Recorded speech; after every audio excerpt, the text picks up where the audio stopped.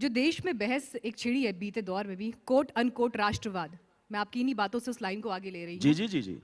उसे आप किस तरह से देखते हैं, खुद को इस बहस में कहाँ पाते हैं? मैं तो बहुत बड़ा राष्ट्रवादी हूँ, बट अनफॉर्चुनेटली और fortunately I don't belong to any political ideology एक एंड आई डोंट राष्ट्रवाद बिलोंग जिसका टू आप एनी जिक्र पॉलिटिकल कर रहे पार्टी। हैं, दूसरा राष्ट्रवाद वो जो बहस में और सुर्खियों में दिखाई देता है। वो तो बकवास है,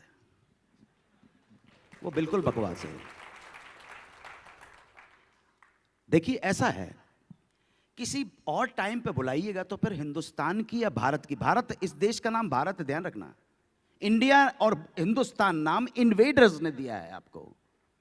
कभी 2500 वर्ष पहले अलेक्जेंडर जब आया तो उसने कहा इंडस सिविलाइजेशन जो है, उसके बाद जब दूसरे लोग आए, आपके देश का मूलभूत नाम है भारत। शकुंतला और दुष्यंत के प्रेम का प्रतीक भारत के नाम, भरत के नाम पर आपका देश है। किसी जगह तो एक रहो यार, नाम भारत है, हिंदुस्तान है, इंडिया है। सो हमारे ऊपर विदेशी इन्फ्लुएंस इतना ज्यादा रहा है। तो यानी रेलवे स्टेशन से लेकर जगहों के जो नाम बदले जा रहे हैं उससे आप इत्तेफाक रखते हैं? देखिए मैडम, बात ऐसी है कि आप जिस दिन विजेता होंगी, हर विजेता अपना नुकूत, अपने चिन्ह छोड़ के जाता है। जिस दिन आप नेता हो जाए, आपके हाथ में सत्ता आ जाए तो आप बदल दीजिएगा, कौन मना कर रहा है? जिस दिन आपके हाथ में सत्ता आ जाए, अमेरिका जहां जहां गया उसने चीजें अपने हिसाब से की हैं। ध्यान रखिएगा, ब्रिटिशर्स तो अभी कुछ साल पहले आए थे, उससे पहले मुगल आए, लोधी आए, पठान आए। जो जो विजेता बनेगा वो अपने चिन्ह, अपने इम्कानात, अपने नुकूद उन लोगों के ऊपर छोड़ेगा जिनके ऊपर उसने राज किया है। अगर आपके देश ने कहीं जीता होता तो मेडिसन स्क्वायर गार्डन पे माइकल जैक्सन और वो लेडी गागा का नहीं, पंडित भीमसेन जोशी का गायन हो रहा होता। आपने कभी कुछ जीता ही नहीं है, आपने कुछ जीता ही नहीं है। लेकिन आपके देश के अंदर बातें करने वाले बहुत सारे लोग हैं। आपके देश की वैज्ञानिक चेतना किसी से कम नहीं थी। वराहमीर थे, आर्यभट्ट थे, रामानुज थे, शंकर थे, सुश्रुता थे, चारवाक जैसे लोगों की विराट परंपरा रही है। लेकिन आपने उस वैज्ञानिक चित्त को, उस वसीयत को कभी आगे बढ़ाया ही नहीं। इसलिए जो कौम अपनी वैज्ञानिक चित्त को और वसीयत को आगे नहीं बढ़ाएगी, उसका हारना सुनिश्चित है। जिम्मेदार कौन है? जिम्मेदार हम हैं, जिम्मेदार मैं हूं, जिम्मेदार आप हैं, जिम्मेदार यहां बैठे हुए तमाम लोग हैं। जब तक ये देश कलेक्टिव रिस्पॉन्सिबिलिटी नहीं लेगा, इसी तरह से छोकरियों की तरह बातें होती रहेंगी, देश का कोई भला नहीं होगा।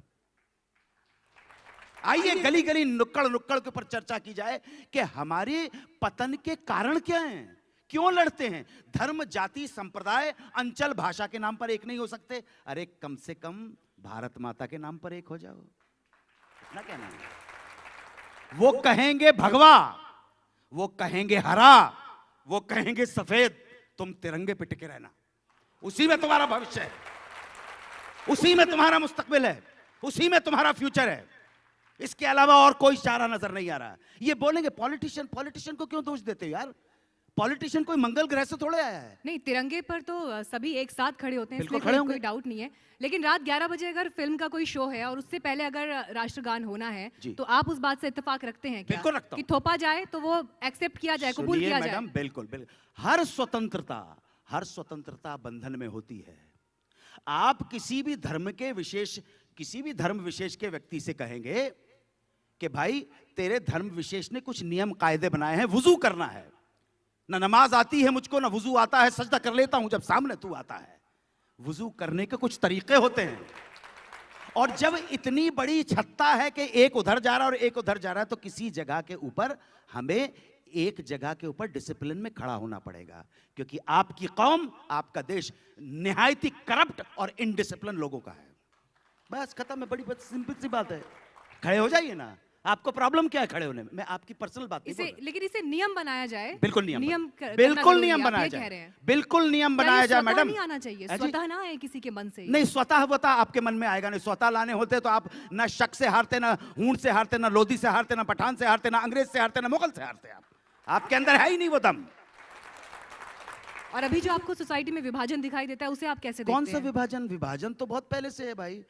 जो बयानों का ध्रुवीकरण होता है। बयान की बात मत कीजिए। बयान तो ये पॉलिटिकल सारा चलता रहता और चलता रहेगा। आपको डलहौजी का नाम मालूम है? उसने तो क्लियर कट पॉलिसी बनाई थी, डिवाइड एंड रूल। तुम्हारा मुस्तकबिल वही है, फूट डालो और राज करो। ठीक है? आप आज भी देख रहे हैं इस राजनीति को? हाँ ना, वो तो हमेशा से है।